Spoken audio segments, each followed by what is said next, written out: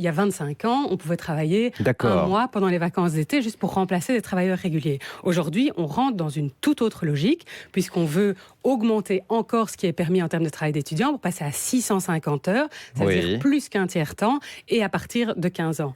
Et donc, nous, on plaide pour l'ouverture de droits sociaux, le droit au chômage, Pension. cotiser pour sa pension, Ok. etc. Parce qu'en fait, on ne peut plus considérer que c'est un travail occasionnel. Le concept de job étudiant, il n'est pas suffisamment favorable, qu'on devrait passer à du salariat classique parce que ça ouvre plus de droits et qu'on est mieux payé?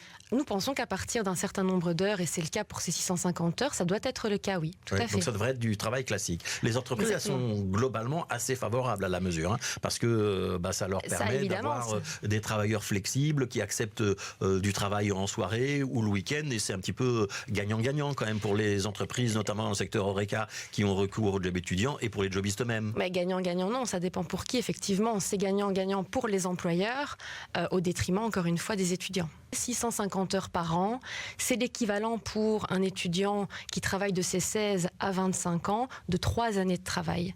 Et ces 3 années de travail-là, elles ne peuvent pas être dans le vent comme ça et ne servir à rien. Passé 450 heures, les étudiants, en fait, ils deviennent presque des travailleurs comme les autres. Et donc, ils doivent être protégés comme les autres travailleurs. Notre objectif, c'est pas de ne pas donner la possibilité aux étudiants de travailler, mais ce travail-là, il doit être récompensé.